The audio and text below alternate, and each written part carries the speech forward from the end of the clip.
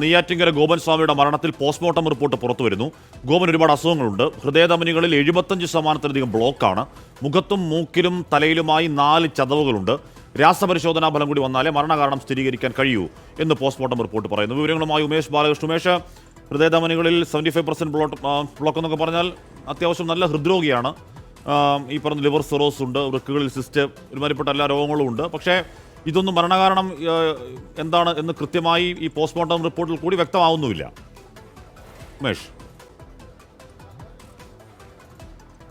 അത് തന്നെയാണ് ഇതിൽ ഏറ്റവും സുപ്രധാനം.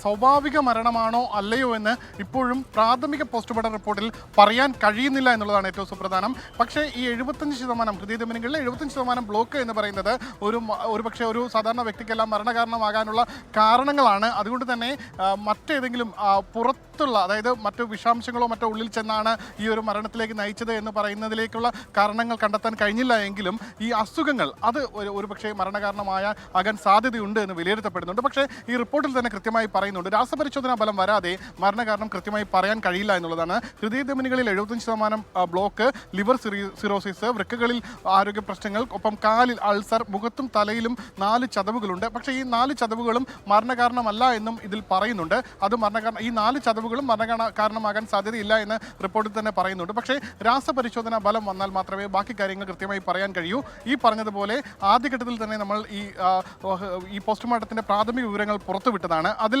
അപ്പോൾ പറഞ്ഞത് കാര്യങ്ങൾ തന്നെയാണ് ഇപ്പോൾ പോസ്റ്റ്മോർട്ടം റിപ്പോർട്ടിന്റെ കോപ്പി പുറത്തു വന്നപ്പോഴും മനസ്സിലാക്കാൻ കഴിയുന്നത്. മരണകാരണം കൃത്യമായി കണ്ടെത്താൻ പോസ്റ്റ്മോർട്ടം റിപ്പോർട്ടിൽ കഴിഞ്ഞിട്ടില്ല. പക്ഷേ അസ്വാഭാവിക മരണത്തിന്റെ തെളിവുകളും ഇതിൽ കണ്ടെത്താൻ കഴിഞ്ഞിട്ടില്ല. അസ്വാഭാവിക മരണമാണോ സ്വാഭാവിക മരണമാണോ എന്ന് തെളിയിക്കണമെങ്കിൽ ഇനി ഇപ്പോൾ രാസപരിശോധനാ ഫലങ്ങൾ വരേണ്ടതുണ്ട്. ആന്തരിക അവയവങ്ങളുടെ സാമ്പിളുകൾ രാസപരിശോധനയ്ക്ക് വേണ്ടി അയച്ചിട്ടുണ്ട്. ഹാഷ്മി.